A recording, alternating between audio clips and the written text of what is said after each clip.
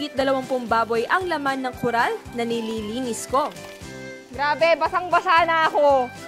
Kasi nakita ko yung pen. Sabi ko, ba't parang mas marami yung dumi dito sa akin kaysa kay Kuya Pekto? My God, ang kukulit. Bakit ganun? Basang-basa na ako. So, Julian, ang technique isa, basahin mo muna lahat yung flooring para lumambot. Hoy! Huwag niyong kagatin! Hindi, kasi tinatalsikan ako ng mga baboy. Sa likod, ah? Sobrang struggle talaga niya kasi ang daming baboy. Siyempre, kinakagat-kagat nila yung hose. Tapos, ang instructions sa amin, bawal basahin yung mga baboy kasi nga... Hindi dapat talaga mabasa. Oo. Kasi ang lakas ng flow kasi ng tubig eh. So, hindi ko paliguan ko yung baboy, hindi. Asan na yung walis ko? Walis ko yan eh! Wala, hindi ito mamawalis kasi ang daming putik. Ay! Huwag niyong kainin!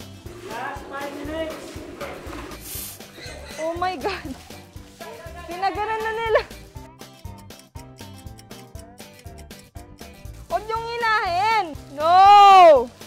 Huy! Ha! Hi! Ha! Hi! Ang bigat eh! Kinakagat niyo eh! Baboy! Ikaw kanina ka pa! Alam mo yon?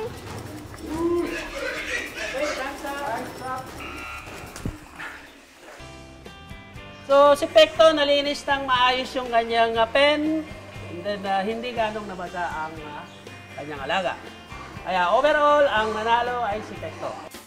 Naku guys, ayusin niyo naman ang trabaho ninyo.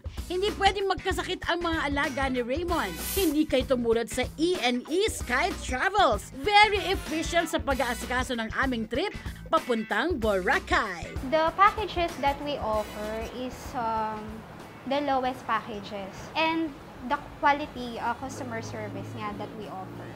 Yun yung nagiging edge namin sa ibang travel agency na rin.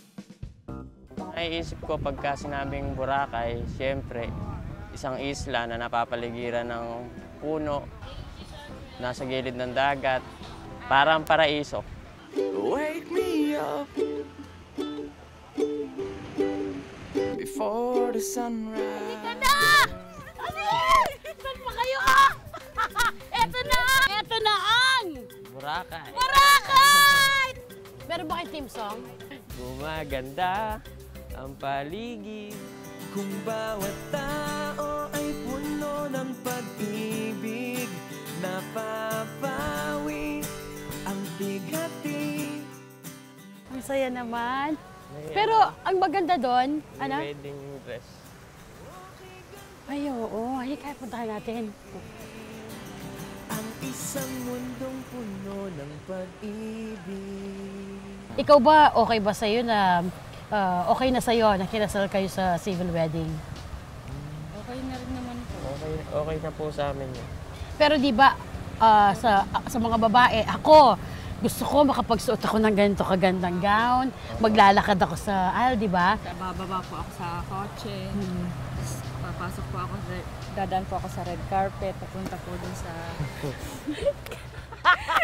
Correct! Pareho tayo tapos, bababa ka sa red carpet. Ng broom? Broom! Broom! Ng groom. Dahil dyan, Sheila, your wish is yours. Come on! Ikaw ang magsusuot ng gown na to! Talaga. At ikaw, at Raymond, ay ikakasal ulit. And this time, Kakasal po. sa dagat kayo ikakasal. Beach wedding! Ako! Totoo po ba yun? Ang isang mundong puno ng pag-ibig. Pero bago mangyari yon, of course, dito sa day off, hindi mawawala ang mga fun activities.